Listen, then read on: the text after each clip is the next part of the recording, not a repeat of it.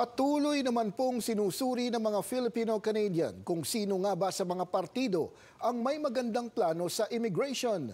Alamin kung ano nga ba ang mga posisyon ng mga nangungunang partido pagdating sa immigration programs. Narito ang report. 2 linggo bago ang federal election, tinitimbang pa rin ng maraming Filipino-Canadian voters kung sino sa mga partido ang makakatulong sa problema ng mga Pinoy pagdating sa immigration.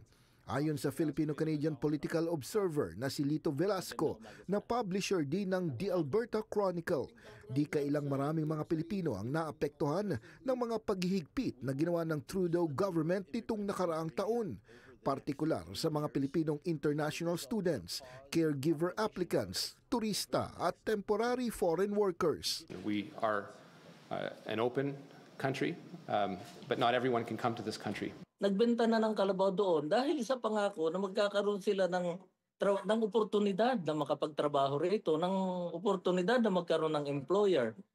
Iyakan ang mga kababayan natin.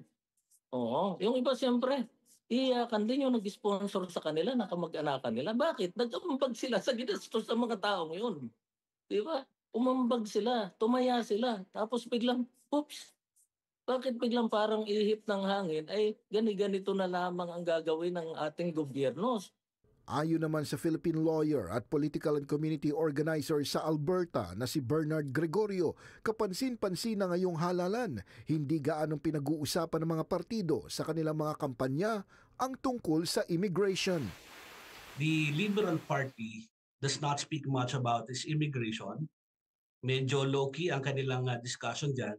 Pero ibig lang sabihin yan, it will continue whatever they're doing right now.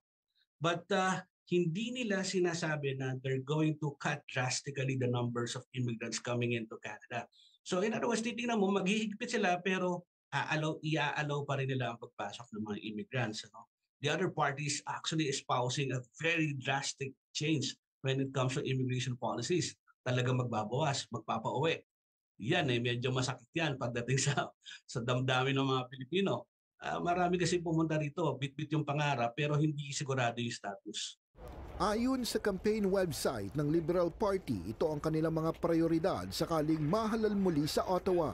Gagawin nilang libre na ang citizenship application para sa mga permanent residents, palalakasin ang family reunification at susolusyonan ang tumatagal na mga processing times sa mga aplikasyon. Ang Conservative Party naman, noong 2024, sinabi ni Party Leader Pierre Poilievre kapag sila'y nahalal, kanilang babawasan ang pagpasok ng temporary foreign workers at international students. Babawasan din ng Conservatives ang bilang ng mga papapasuking immigrants. Habang sa campaign website ng NDP, sinabing suportado ng NDP ang pagtanggal sa Temporary Foreign Workers Program at pagbabalik ng Landed Status Program sa iba't ibang trabaho. Pero ayon kay Velasco, dapat tingnan din ng susunod na gobyerno ang kanilang mga programa sa mga refugees na ikinadidismaya rin ng ilang Filipino-Canadians. Tulad halimbawa ng mga retired, tulad halimbawa ng nag-spend na ng napakahabang panahon na nababalitaan nila na mas malaki pa ang natatanggap ng mga pinapasok nila na refugees kaysa sa kanila na naglingkod na. Kaya napakahalaga ayon kay Gregorio na maging mapanuri ang mga kababayan sa mga partidong kanilang iboboto ngayong halalan. Katulad din ng mga karaniwang mga Canadians, tinitingnan nila ito, election na ito bilang very consequential that because this will chart the next years of Canadians' way of living. Hindi lang yan, pati yung kanilang mga bulsa at ang kanilang mga pangarap epektado. Kaya ang mga Pilipino rito sa Edmonton, or I can say Alberta in general, would say excited din silang bumoto para sa election na ito. Magandang pagkakataon din ang halalang ito ayon kay Velasco at Gregorio na palakasin palalo ang boses ng mga Pilipino at isulong ang mga issue na mahalaga sa mga kababayan dito sa Canada.